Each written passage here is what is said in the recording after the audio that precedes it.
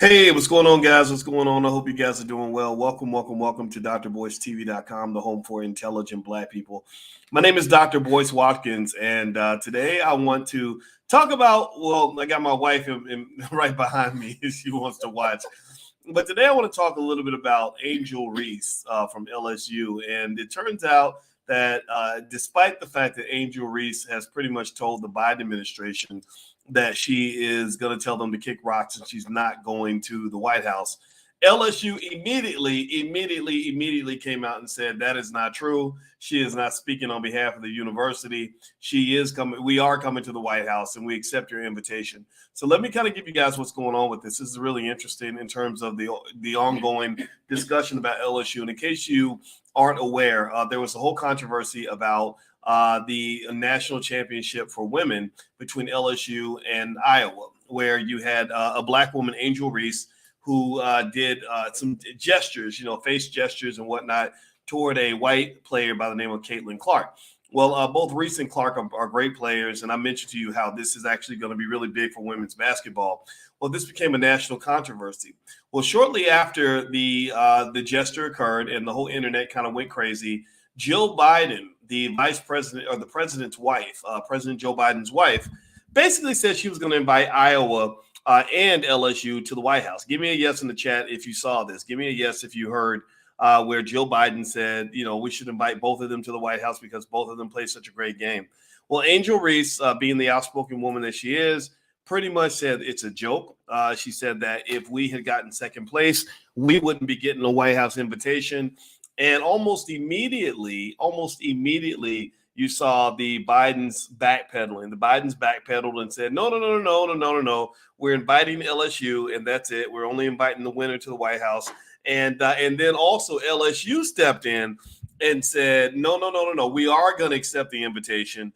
We're not. No, she said we're not coming, but we will be there. We promise you, and that's it. So what I thought was really interesting about this is that, when you see this sort of thing happen, first off, this is obviously very big for women's basketball. I think it's great that the whole country is talking about women's basketball right now. I think they deserve it. They are so talented, so good.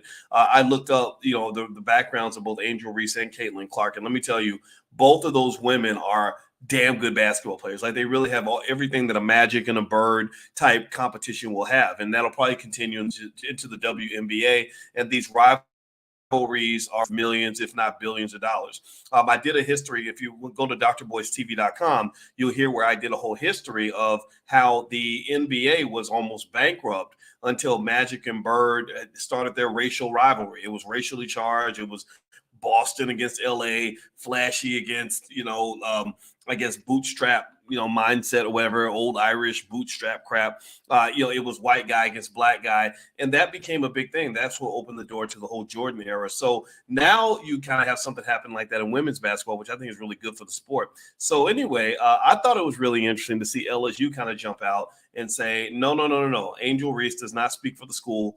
Angel Reese is, she's wrong. We are going to be there. And then also the Biden administration kind of backpedaled because now basketball became political. This became a political incident, not just a sports incident. It became political because Angel Reese took all that criticism for doing the same gesture that the white girl had done. And then that sort of became one of those topics that gets divided along racial lines. And it reminds me of other racially charged topics, like when the OJ trial took place. For example, let me ask y'all this. How many of y'all were happy when OJ was acquitted? Give me a yes in the chat if you remember when OJ was acquitted, and if you were dancing and singing and happy when OJ got acquitted. Anybody remember that? Give me a yes if you were one of the people that was happy when OJ got acquitted. You don't know OJ, don't know if he did it, don't know Nicole, but you were dancing, you were happy, right? You were in the barbershop or at the hair salon, and everybody screaming and hollering and said thanking Jesus and everything. And then it was funny because remember the white people were crying. Like, does anybody remember that too? White people were like crying when OJ got acquitted. Like it was like he had killed one of their relatives. And this really speaks to relatability, how different people of different races relate to different people. They relate to people of their own race. And you see this every day. That's why one of the reasons why I tell you that you're always going to have racism as long as you don't own your own businesses. As long as you never commit to owning your own businesses, you're always going to have racism on the job because white people will never relate to your black ass the way a white man relates to another white person. That's just human nature. It's human nature. I don't relate to non-black people the same way I relate to black people. I just don't, because I don't understand other people. I'm in Hawaii right now. I don't know anything about Hawaiian culture. I was like watching the luau, like, oh, this is interesting that they do this stuff. But a Hawaiian person is going to relate to a Hawaiian person. So what has to occur really when you talk about racial power and racial dynamics, one thing you got to do is you got to stop whining about the fact that white people don't love you as much as they love themselves. Like you got to just stop whining about that because it's not logical for you to think. Like it's really a function of low self-esteem for any of us to think that they're going to love us as much as they love each other. Why would I expect somebody? Why would I go into another man's house and expect his wife to love me the way she loves her husband, or expect him to love my kids the way he loves his own kids? That doesn't make any sense. And so ultimately, when you talk about black people kind of getting upset when white people treat us differently from the way they treat themselves, I think that that's highly illogical. I think that is a product of brainwashing that you've received since birth, the lie of integration, the lie of civil rights, the lie of equality.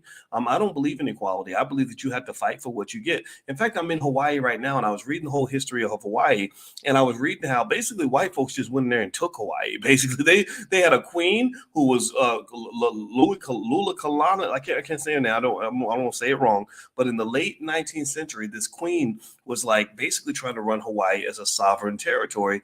And a bunch of white businessmen got together and said, no, we're going to take you out of your throne and we're going to take all your stuff and we're going to take control of this state, and it's going to be part of the United States. So if you can't defend what you have, if you don't have men and women that are strong enough to stand up and protect and to build something and protect it, somebody's going to come along and take it.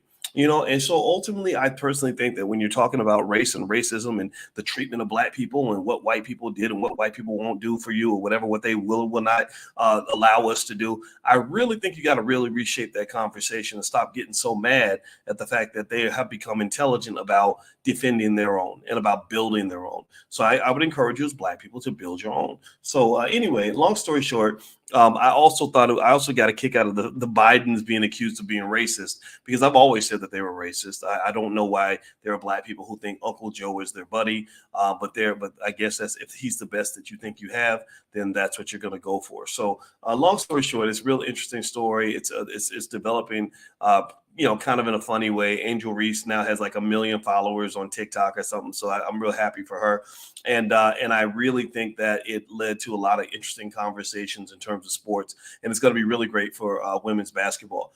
But generally speaking, also LSU probably has a pre-existing relationship with the White House. And I think that when Angel Reese goes on Twitter and says, we're not coming to the White House, that's going to be a conflict, right? Because you never know. I wonder if the other players are going to side with her and say, nope, girl, if you ain't going, I'm not going either, right? And then you got the administration saying, no, I've got friends in DC and y'all need to go, because remember, these big universities have relationships with the politicians and they don't want to piss those politicians off. So that's going to come to a head also. I'm real curious to see if Angel Reese and her energy is going to win, or if the LSU institutional energy is going to win that. That's going to be interesting. We'll just sort of follow along with that. That's going to be really interesting to watch. All right, guys, that's all I wanted to talk about real quick. I'm about to get back to work. I just wanted to check in with you, say hello. I want to remind you also, don't forget, I'll be in Houston on April 21st for a 2-day Black Wealth Bootcamp if you'd like to join us.